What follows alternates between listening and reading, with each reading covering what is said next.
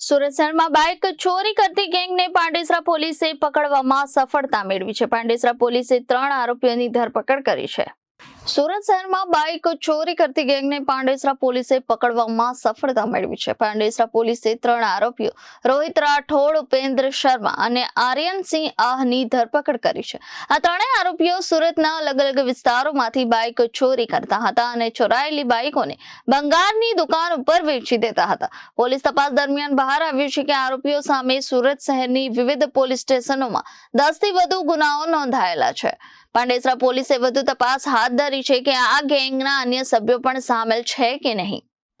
Pandesara police સ્ટેશનમાં કેટલાક વાહન ચોરીના બનાવ બનેલા હતા, જે અનુસંધાને ડિસ્ટાફ પીએસઆઈ તથા સર્વેલન્સની સૂચનામાં આપવામાં આવેલી હતી કે આ બાઇક ચોરી કોઈપણ રીતે ડિટેક્ટ કરવા તેમને પ્રિવેન્ટ કરવા માટે પ્રયત્ન કરવા. જેના ભાગરૂપે સર્વેલન્સ પાંડેસરા નાઓએ એક આરોપીને વોચમાં રાખેલ અને વોચમાં રાખતા દરમિયાન તેની પૂછપરછ કરતાં તેણે કેટલાક બાઇક સુરત શહેર ખાતેથી ચોરેલાનું પ્રાથમિક કબૂલાત કરી. ત્યારબાદ તેની સાથે સંકળાયેલા આરોપીની વિગત મેળવતા અને ડિટેન કરી પૂછપરછ કરતાં તેઓએ પણ આ ગુનાઓ કરેલાનું ઇકરાર કરેલ.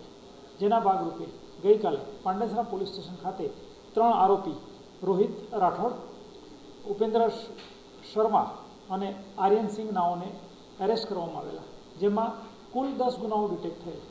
જે પૈકી પાંડેસરા પોલીસ સ્ટેશનના 6, ખટોદરા પોલીસ સ્ટેશનનો 1, અલથાણ પોલીસ સ્ટેશનનો 1, પાલ પોલીસ સ્ટેશનનો 1 અને લાલગઢ પોલીસ સ્ટેશનનો 1 એમ કુલ 14 ગુનાના બાઇક રિકવર થઈ તથા 4 બાઇકો તેઓએ ભંગારમાં આપેલાનું કબૂલાત કરેલ, જેની તપાસ તજવીજ ચાલુ છે અને મુદ્દામાલ રિકવરી માટે પ્રયત્ન કરી રહેલ છે પોલીસ. આ લોકો કેટલા સમયથી બાઇક ચોરીમાં સંકળાયેલા? છેલ્લા જે બાઇક ચોરીનો સ્પાન છે અને ગુનાઓની વિગત જોતા છેલ્લા 6-1 મહિનાથી આ લોકોએ બાઇક ચોરીનું પ્રવૃત્તિ કરતા હોવાનું જણાયેલ છે. આ લોકો સાથે કોઈ બીજા છે? જી, આ લોકોએ જે 4 બાઇક ભંગારમાં આપ્યા છે તેની ઇન્વેસ્ટિગેશન ચાલુ છે અને આ 4 સિવાય પણ બીજા કોઈ બાઇક છે કે કેમ તેની તપાસ પણ ચાલુ છે. આરોપીના રિમાન્ડ મેળવેલ છે અને અત્યારે ઇન્વેસ્ટિગેશન ચાલુ છે. ભંગારમાં બાઇક વેચીને ભંગારો કેવી રીતના આ લોકોનો બાઇકનો સંતોષ કરતો?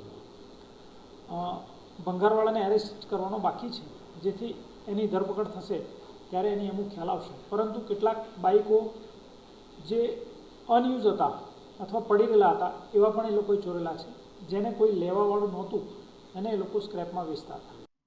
Bureau report Janadesh news, Surat.